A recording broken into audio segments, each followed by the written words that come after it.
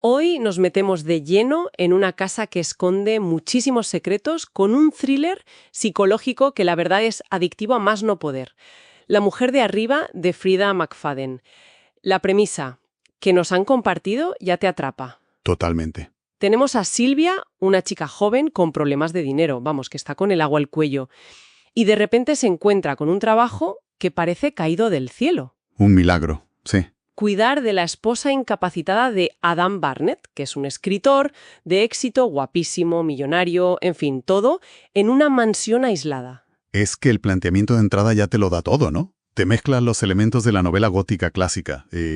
La mansión aislada, la mujer indefensa encerrada arriba, el marido que parece encantador pero que intuyes que esconde algo. Claro. Pero con un toque muy moderno.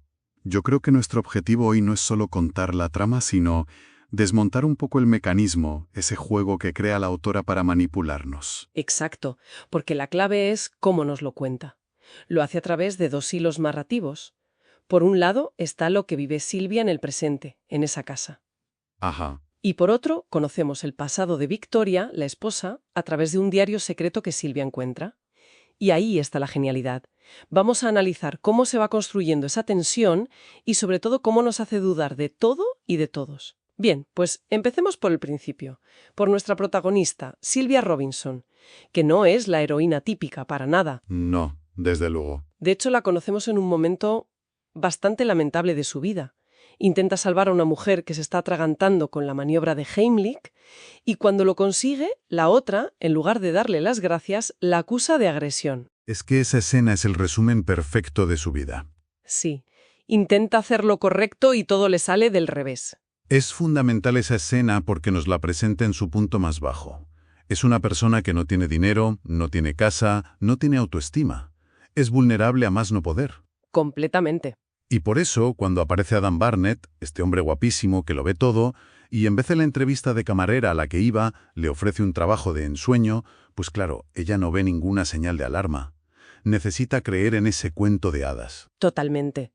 Y es que el trabajo es una fantasía. Un sueldo altísimo, vivir en una mansión espectacular en Montauk, demasiado bueno para ser verdad. Claro. Pero al llegar, la realidad es otra.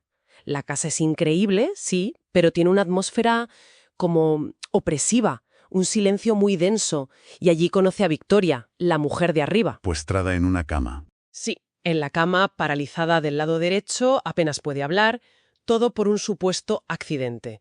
El lujo está ahí, pero la sensación de encierro y de tristeza es palpable. Y aquí es donde todo empieza a complicarse de verdad. Silvia encuentra un diario escondido. El famoso diario. Sí. Y no es que lo encuentre por casualidad. Parece que la propia Victoria, con gestos, con sonidos confusos, la guía hasta él. Es como si le estuviera diciendo, léelo. Exacto. Y este es el motor de toda la trama.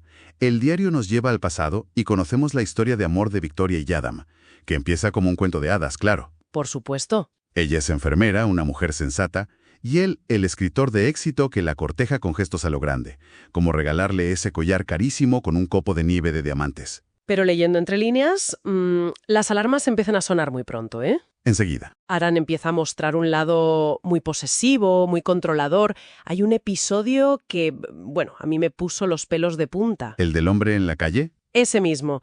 Un hombre choca sin querer con Victoria y Adam se pone hecho una furia, lo acusa de meterle mano y, bueno, casi acaban a golpes. Y luego le dice a ella que eso no habría pasado si no llevara una falda tan corta. Es que es un ejemplo de manual de manipulación. Justifica sus celos y su control como si fuera protección. Claro. Y el diario detalla cómo eso va a más. Le miente sobre su familia, diciendo que están vivos cuando murieron, se deshace del sillón favorito de ella sin consultarle y la aísla económicamente. Lo de la asignación semanal es... Como si fuera una niña. La infantiliza por completo. Y aquí llega lo más potente, ese contraste brutal. Mientras Silvia lee sobre este hombre que parece un monstruo... En el presente se está enamorando de él. Exacto. Está cayendo rendida a los encantos de Adam, que se presenta como un marido abnegado, paciente, atrapado en una tragedia. Y claro, empiezan una aventura. La vulnerabilidad de Silvia ahí es la clave. Su propio pasado con un exnovio problemático, un tal Freddy, la hace muy susceptible a esa figura de salvador que proyecta Adam. Es que está viviendo en la misma casa, durmiendo con el mismo hombre, pero ignorando la advertencia terrible que le llega desde el diario. Y el diario introduce a otro personaje que es fundamental, Mac, el mejor amigo de Victoria. ¿Cierto? Él desconfiaba de Adam desde el minuto 1. Victoria cuenta cómo Mac fue a visitarla a la casa, preocupado por ella, y después de esa visita, Desapareció. Sin más. sin dejar rastro. Y ella temía que Adam le hubiera hecho algo. Y ahí es donde Sylvia empieza a conectar los puntos y a temer por su propia vida. Y el escenario se prepara para el final. Llega una tormenta de nieve tremenda que deja la casa completamente aislada. El clímax. La tensión es máxima. Siguiendo las pistas del diario, Sylvia va a un cobertizo que hay en el jardín y allí, debajo de una trampilla, encuentra un cadáver. Es Mac. Es Mac. En ese momento, todo lo que ha leído en el diario encaja de la peor manera. Era verdad. Y justo ahí, Adam la descubre. Y se caen todas las máscaras. Confiesa. Mató a Mac, estaba convencido de que era el amante de Victoria y de que ella estaba embarazada de un hijo que no era suyo. Una paranoia total. La amenaza con una pistola y ya vemos al monstruo del diario en persona. Y cuando parece que todo está perdido, Aparece Freddy, el exnovio. Sí, que la había localizado, le da un golpe a Adam con una pala y la salva. Y en medio de todo ese caos, Victoria, que había conseguido salir de su habitación, cae por las escaleras y muere. y la versión oficial, la que Sylvia da a la policía, es que fue un accidente en la oscuridad. Adam va a la cárcel por el asesinato de Mac.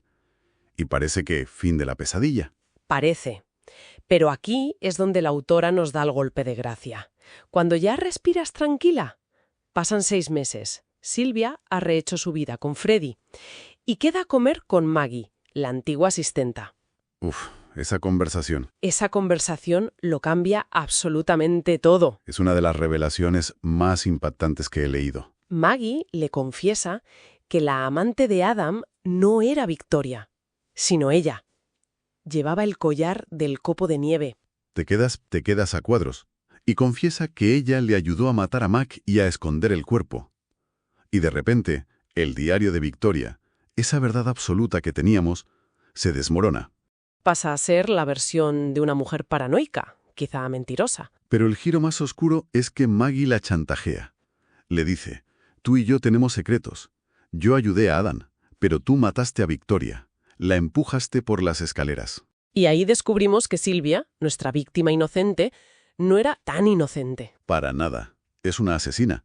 Y la escena final es escalofriante. Cierra el círculo del principio del libro de una forma... Magistral. Sí, Maggie, mientras la amenaza, se atraganta, como la mujer del principio. Y Sylvia, que al principio actuó como una heroína, esta vez no hace nada. Se queda quieta, mirándola ahogarse. La heroína ha desaparecido. Al final, lo que empieza como un thriller sobre una mujer atrapada se convierte en una exploración muy oscura de la manipulación, de la perspectiva, de la verdad. Nadie era quien parecía. Ni el marido perfecto, ni la esposa víctima. Ni la cuidadora inocente. Nos deja con una pregunta final para reflexionar. Toda la historia se construye sobre la supuesta verdad de un diario.